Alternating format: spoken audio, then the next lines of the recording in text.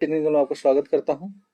आज हम लोग बात करने वाले हैं डीसी जनरेटर, जो आईटीआई के सेकंड ईयर का फर्स्ट चैप्टर है। जनरेटर क्या होता है, डीसी जनरेटर का कितने प्रकार होता है, डीसी जनरेटर में क्या क्या दोष होते हैं और उसका निवारण क्या किया जाता है, मेंटेनेंस कितना जरूरत है और उसका बनावट कैसा होता है, उसका बनावट में कौन कौन सा भाग है और कौन सा भाग का क्या रोल है। ठीक है, तो आज हम इस पे बात करेंगे और ये कौन सा सिद्धांत पे काम करता है, उसका सिद्धांत क्या है। एक इसमें सिद्धांत जो है चुंबकीय प्रेरण है, तो चुंबकीय प्रेरण क्या होता है, तो ये सारी चीजें पे हम लोग आज बात करेंगे। तो चलिए शुरू करते हैं।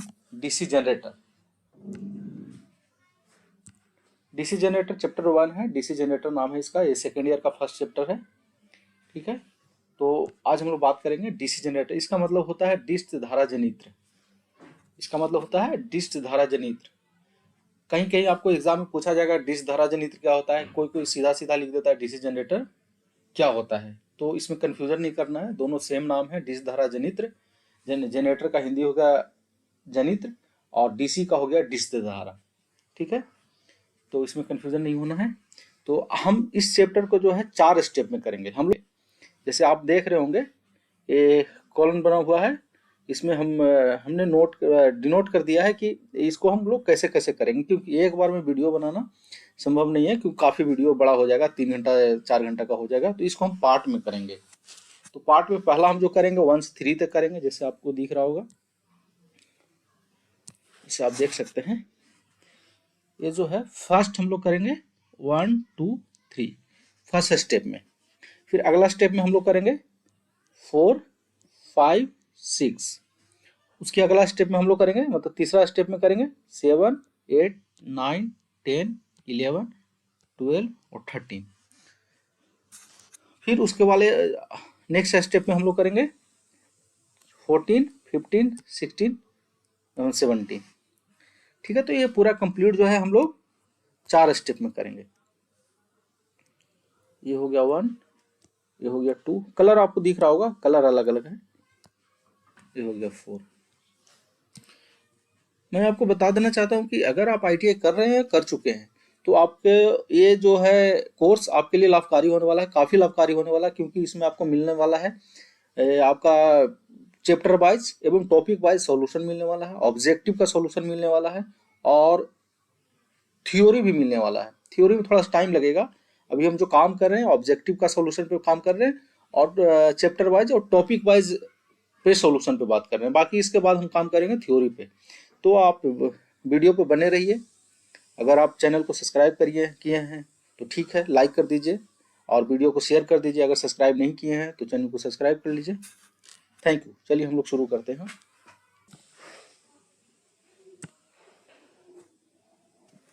पहले हम लोग बात करेंगे परिचय के बारे में, तो डीसी धारा का परिचय। इसमें हम लोग कह सकते हैं कि वैसा मशीन जो डीसी धारा उत्पन्न करता है, वह मशीन जो डीसी धारा उत्पन्न करता है, हम लोग उसे क्या कहा जाता है, डीसी धारा जनित्र कहा जाता है। मतलब जनित्र मतलब वह उत्पन्न करने वाला, जो वैसा मशीन जो डीसी धारा उत्पन्न करता है। अब जैसा कि फिगर में आप देख रहे होंगे, ये काफी कॉमन यूज जो होता है, मतलब आप देखे होंगे शादी विवाह जो होता है उसमें इसी प्रकार का जनरेटर मतलब यूज किया जाता है, इस्तेमाल किया जाता है। बाकी और बहुत प्रकार का होता है इसका, मतलब मॉडल बहुत प्रकार का होता है। तो ये जो हम आपको दिखा रहे हैं वो कॉमन यूजेज है, मतलब ये सभी जगह आपको मिलेगा देखने के लिए। लगभग मैक्सिमम जो है जनरेटर इस प्रकार का देखने को मिलेगा। तो हम लोग आज बात करेंगे डीसी जनरेटर में परिचय के बारे में, कि परिचय यही है कि ये ऐसा मशीन है, ये ऐसा जो डीसी धारा को उत्पन्न करता है। मतलब हम क्या करते हैं, इधर से आप देख रहे होंगे यहाँ पे क्या करते हैं, इसमें हम लोग प्राइम मूवर लगा देते हैं, मतलब हम इंजन लगाते हैं और इंजन को हम कपलर द्वारा कनेक्ट करते हैं। और ये है आपका, ये है सॉफ्ट को कपलर द्वारा कनेक्ट कर देते हैं। इससे क्या होता है, जब इंजन स्टार्ट किया जाता है, मान लीजिए इसको स्टार्ट करेंगे आप, तो ये इसको क्या करता है, रोटेशन प्राप्त मिलता है इससे। ये जो है ये इंजन इसको रोटेशन देता है।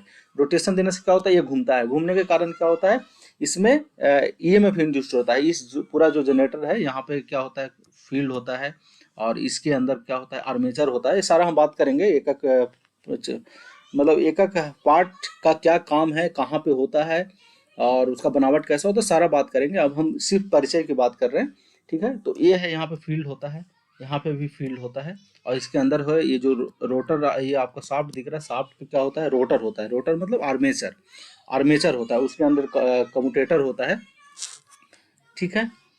तो ये क्या है,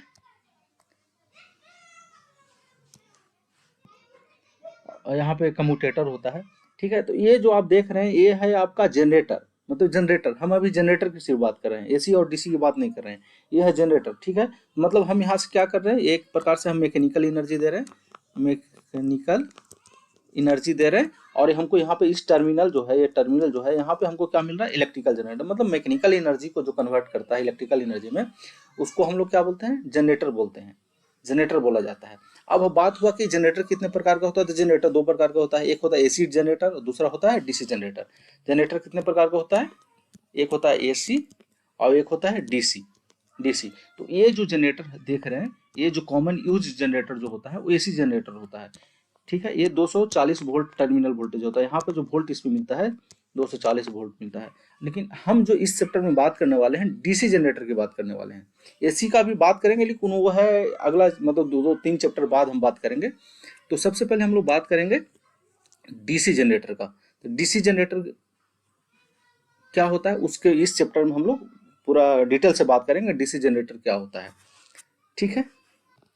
जैसा कि आप हाईलाइट में देख रहे होंगे कि हाँ, ये जो जनरेटर होता है फराडे के विद्युत चुंबकीय प्रेरण सिद्धांत पे काम करता है। ये बहुत वीवीआई है, इसको आप चाहें तो नोट भी कर सकते हैं, बहुत एग्जाम मतलब जो है एग्जाम में पूछा जाता है, तो इसको आप नोट कर सकते हैं। और ये जो है मैकेनिकल शक्ति को, मतलब मैकेनिकल एनर्जी को, मैकेनिकल पावर को इलेक्ट्रिकल शक्ति में बदलता है, मतलब इलेक्ट्रिकल पावर में बदलता है। यहाँ से हम क्या करते हैं, इसको मैकेनिकल देते हैं, मतलब इसको हम रोटेशन देते हैं। और ये क्या, हम यहाँ पे टर्मिनल पर हमको इलेक्ट्रिकल सर्किट मिलता है, मतलब इलेक्ट्रिकल मिलता है, ठीक है। तो ये दो हो गया मुख्य, आप इसको कह सकते हैं मुख्य पॉइंट हो गया, मेन पॉइंट हो गया कि फराडे के विद्युत चुंबकीय प्रेरण सिद्धांत पे काम करता है, और दूसरा है मैकेनिकल शक्ति को इलेक्ट्रिकल शक्ति में बदलता है। तो आप इसको नोट कर सकते हैं, ठीक है। नेक्स्ट पॉइंट है आपका, नेक्स्ट पॉइंट है डीसी जनरेटर का सिद्धांत। तो ये डीसी जनरेटर जो है किस सिद्धांत पे काम करता है, तो हमने इसमें हम लोग बात किया कि इसका जो सिद्धांत होता है फराडे के चुंबकीय प्रेरण सिद्धांत होता है। तो थोड़ा सा हम यहाँ पे थोड़ा शॉर्ट में हम लोग समझेंगे कि फराडे का चुंबकीय प्रेरण सिद्धांत क्या होता है। ये एक अलग चैप्टर है, और उस चैप्टर में एक अलग टॉपिक है जो कि बड़ा टॉपिक है। तो वहाँ पे हम लोग उतना विस्तार से नहीं बात करेंगे, लेकिन इतना बात करेंगे कि यहाँ पे हमको कैसे इस्तेमाल हो रहा है इसका, ये हम लोग समझेंगे इसको। तो हम लोग चलिए बात करते हैं फराडे के चुंबकीय प्रेरण सिद्धांत क्या होता है, ठीक है। तो सबसे पहले आप जानिए कि डीसी जनरेटर जो है फराडे के चुंबकीय प्रेरण सिद्धांत पे काम करता है, ठीक है, जो कि हम लोग पिछला पॉइंट में हम लोग डिस्कस कर चुका है। तो इस सिद्धांत के अनुसार होता है कि मान लीजिए कोई मैग्नेट है, ठीक है, कोई मैग्नेट है, ये मान लीजिए एन है। ये क्या करेगा, ये मान लीजिए कंप्लीट मैग्नेट है, ये एन है और ये एस है। किसी भी मैग्नेट का दो पोल होता है, एक एन होता है एक एस होता है। एन मतलब हुआ नॉर्थ पोल और एस मीन हुआ साउथ पोल। इससे क्या होता है, फ्लक्स निकलता है जो एन से एस की ओर गुजरता है, जो एन से एस की ओर गुजरता है। अब मान लीजिए कोई कंडक्टर है, कोई कंडक्टर है, ये मान लीजिए कंडक्टर है, ठीक है। अगर इस, ये तो मैग्नेटिक फील्ड है पूरा, इस जब एन है, एन से जाएगा मैग्नेटिक। अगर एक कंडक्टर है तो इसको अगर गति दिया जाए, मतलब गति देने का मतलब कि अगर इसको या तो मान लीजिए इसके नजदीक ले जाया जाए या तो दूर ले जाया जाए, ठीक है, या तो नजदीक ले जाया जाए या तो दूर ले जाया जाए। तो क्या होता है, इसमें क्या होता है, ईएमएफ उत्पन्न हो जाता है। ये फराडे का चुंबकीय प्रेरण सिद्धांत के अनुसार है, ठीक है। इसमें क्या होता है, एक ईएमएफ इंड्यूस हो जाता है।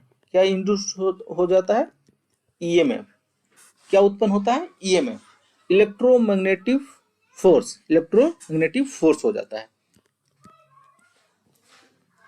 ये कैसे होता है, सिर्फ इसको नजदीक या दूर लाने से। मतलब मान लीजिए हम यहाँ पे फ्लक्स का मान क्या होगा, कम होगा। मान लीजिए 1 वेबर है, यहाँ पे कितना है, 1 वेबर है। ठीक है, और यहाँ पे 5 वेबर है। अगर इस यहाँ से लेकर के यहाँ तक अगर हम मूवमेंट ऐसे इस प्रकार से ऐसे हम कराएंगे, इसको इस कंडक्टर को ऐसे मूवमेंट करेंगे, तो इसमें क्या होगा, ईएमएफ उत्पन्न हो जाएगा, मतलब इलेक्ट्रोमोटिव फोर्स उत्पन्न हो जाएगा। जो इसमें जो इलेक्ट्रॉन मौजूद है उस पर फोर्स डेवलप हो जाएगा, जो कि अगर इसको हम किसी भी सोर्स से अगर जोड़ दिया जाएगा तो इसमें क्या होगा, करंट प्रवाहित होने लगेगा। तो ये जो जनरेटर है इसी सिद्धांत पे काम करता है कि क्या होता है कि जैसे देखिए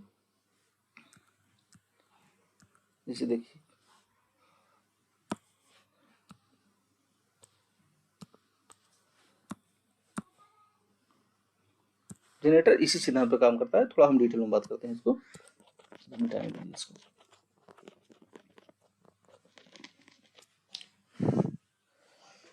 जैसे देखिए ये क्या होता है, एक एन है और एक एस है। इसको क्या किया जाता है, एक कंडक्टर को ऐसे कर दिया जाता है, मान लीजिए कंडक्टर है, ठीक है, ये बालू है, यहाँ पे ब्रश लगा हुआ है, इस पोजीशन पे ब्रश लगा हुआ है, मतलब यहाँ तक जो है रोटेटिंग पार्ट है। ये जो आप देख रहे हैं ना, यहाँ तक ये रोटेटिंग पार्ट है, और यहाँ तक ये, फिर उसके बाद ये जो है स्थिर पार्ट है, ये स्थिर पार्ट है,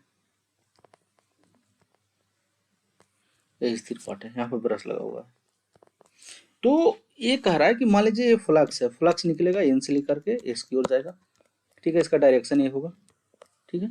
जब इसको इस कंडक्टर को अगर इस मैग्नेटिक फील्ड में रोटेशन दिया जाए, मतलब ये घुमाया जाए, जब घुमाया जाएगा तो क्या होगा, इसमें एक ईएमएफ उत्पन्न होगा, जो कि अगर इसको किसी भी सोर्स से जोड़ देंगे तो इसमें क्या होगा, वोल्टेज सोर्स को होने के बाद करंट प्रवाहित होने लगेगा।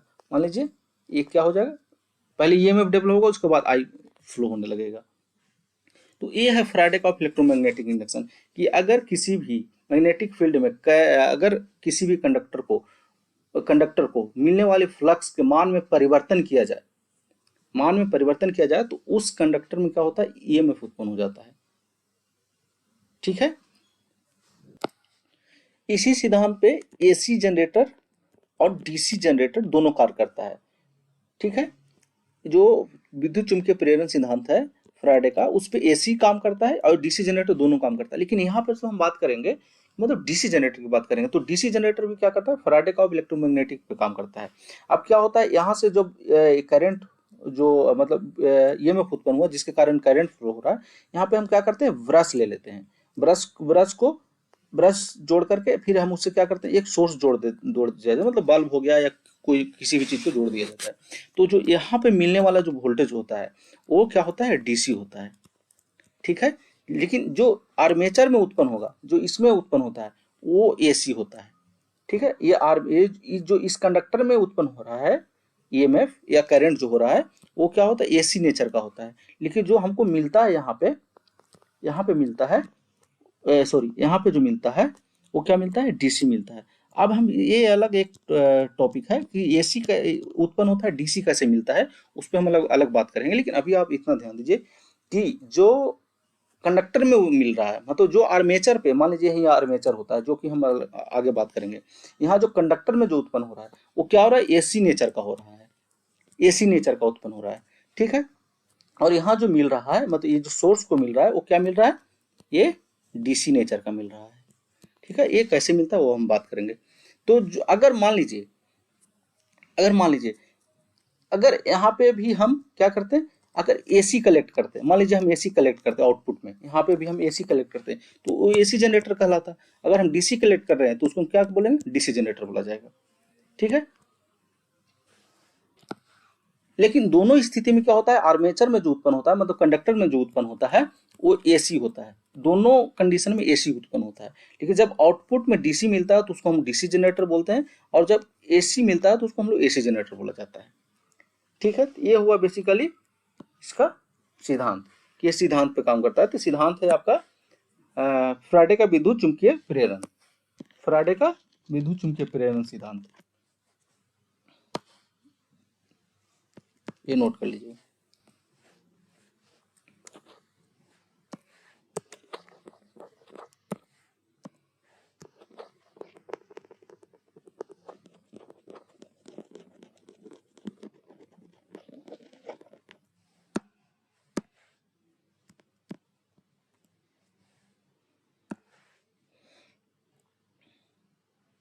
फिर से इसको मैं शॉर्ट में बता देता हूँ, ठीक है, फिर से मैं शॉर्ट में बता देता हूँ इसको ताकि कंफ्यूजन न रहे। जो आप समझ गए होंगे उनके लिए इतना काफी है, और जो नहीं समझे उनके लिए फिर से मैं बात बता देता हूँ, ठीक है। हम लोग बात कर रहे हैं इस चैप्टर में, जो बात करेंगे वो हम बात करेंगे डीसी जनरेटर पे, डीसी जनरेटर के बारे में। लेकिन उसको बात करने से पहले हमको बात करना पड़ा जनरेटर के बारे में। तो जनरेटर क्या होता है? जनरेटर एक प्रकार का मशीन है जो मैकेनिकल शक्ति को या मैकेनिकल एनर्जी या मैकेनिकल पावर को क्या करता है?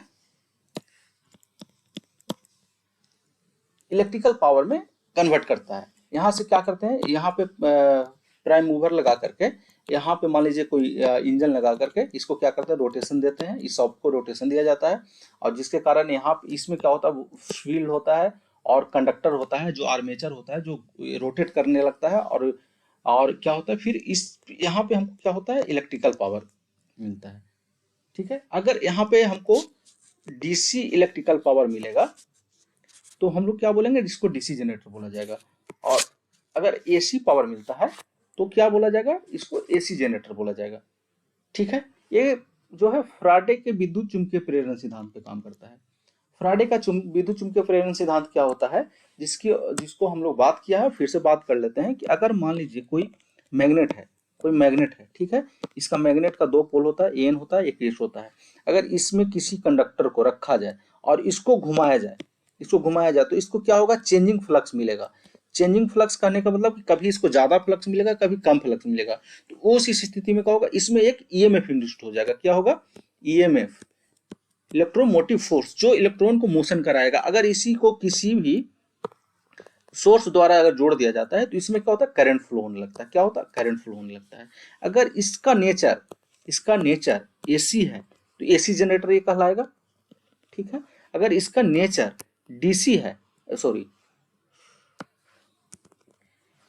इसका नेचर अगर डीसी है तो डीसी जनरेटर कहलाएगा, ठीक है। वो डिपेंड करता है उसका आउटपुट क्या मिल रहा है, एसी मिल रहा है या डीसी मिल रहा है, ठीक है। तो इसमें क्या होता है, फ्लक्स जो है, यहाँ पे जो फ्लक्स है वो एन से एस की ओर जाता है, ठीक है। और इसमें कंफ्यूजन आपको नहीं होना चाहिए कि इसको हम एसी, वो इसमें एसी कौन है और डीसी कौन है। ये एसी है या आपका डीसी है। डीसी एसी में मेन डिफरेंस जो है वो आपका होता है कि जैसे ये प्लस है और ये नहीं, सॉरी, ये माइनस है। थोड़ा सा इसको भी विस्तार में बात कर लेते हैं, ज़्यादा ठीक रहेगा, आपको कंफ्यूजन नहीं होगा, ठीक है। ये है आपका,